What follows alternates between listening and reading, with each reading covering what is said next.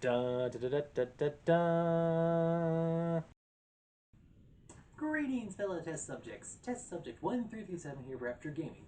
They make it, we test it, you play it. And now it is time to blow off some steam as Aperture Gaming is proud to present a B.O.S. review.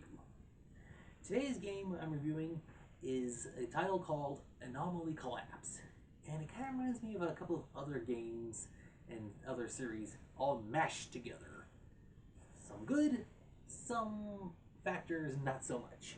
So, let's get into the review, shall we? Series. Like I said, the name of the game is Anomaly Collapse. And as far as I can tell, it is not a sequel, prequel, or in-between cool. Team. This game was developed by Rocket Punch Games and published by Spiral Up Games. Plot. The first time you play the game, you start off as a character named Glitch, and you are an anthropomorphic character in Epsilon City, where apparently some strange fungi creatures have come out of this anomaly, and it's up to you to stop them.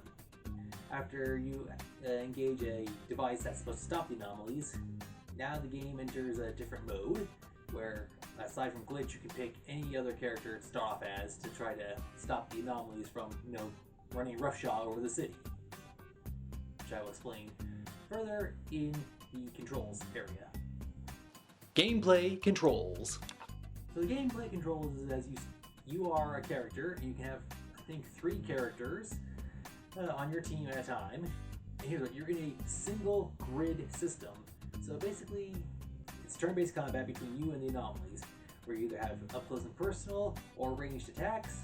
You have offense, you have defense, and you have special items and abilities that either help the team or hinder the enemy. So it's kind of like Mega Man. So it's like so it kind of looks like Sonic the Hedgehog characters meets Mega Man NG Warrior / Battle Network. And here's what: every time you die, the game is your strength that you've acquired stays, slots you've unlocked stay, but you have to relearn your skills. So there is kind of a semi-permadeath mode in this game, which because of what you did with the anomaly device in the at the start of the game, that adds to the gameplay value for replay value. Graphics. Like I said, the game looks like Sonic the Hedgehog characters. So everyone is. It looks pretty good. Like, you see the city, you see how it's dilapidated. You see everyone in certain outfits. You see the monsters. They all seem to have a general similar look and feel to them. And the backgrounds are pretty much all the same, like a street fight. It depends on which zone you're in. The look changes and differences. Also, there's some areas where like you'll engage in a text choice option. So. And also, when you're equipping the gear, there's like a little icon that shows what the gear or item does, and you select the slots. As a very user-friendly loadout for reading all the stuff that you can unlock and that you can use. Audio. The audio, I'd say, is very minimal. You get the typical sound effects in combat, but as for dialogue between the characters, you don't hear anyone actually speaking anything. In fact, I don't think I even heard anyone going "ugh" when they were getting hit. Basically, it's just the sound effects of the weapons and blows being landed. And then they have like the looping short music for each part of the game, for outside of combat and inside of combat. So it's all right, but nothing to write home about. Multiplayer.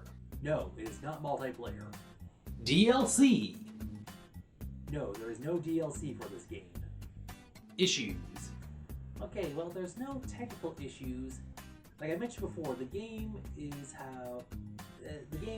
heavy on replay value by having, after the device was activated the first time you play, every time you die, the game's like permadeath. You get to keep some things, but everything you have to relearn and re-level up your characters all over again.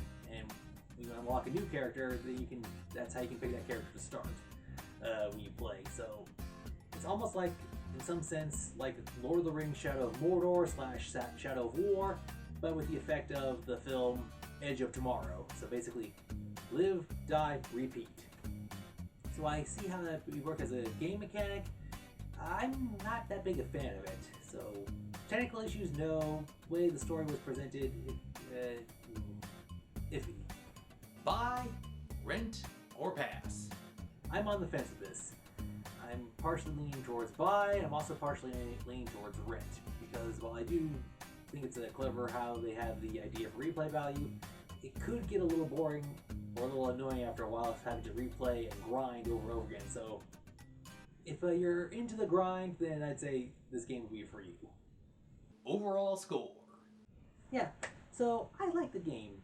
I thought it was interesting. Yeah, so like instead of it being like an open world thing or having a huge grid for combat, they kind of went for like a working minimalist idea. Basically, only one grid of combat. And you can have multiple characters in each square at a time, and the factors that affected it. But like I said, the having to replay over and over and over again just to grind to build up to go on to the next area and unlock a new character, while that might work in some parts of it, the semi-permadeath mode, it may not be for everyone. So we here at Aperture Games, we give Anomaly Collapse an 8.5 out of 10. So yeah, if you want to give it a shot, I enjoyed it, but like I said, it's kind of leaning towards the rent category. Well, anyway, that's all the time we have for this episode. Thank you for watching. I'm glad we got a chance to blow off some steam with a boss review. Until next time, this is Test Subject 1337 for Aperture Gaming saying thank you for watching, game on, and have a nice day.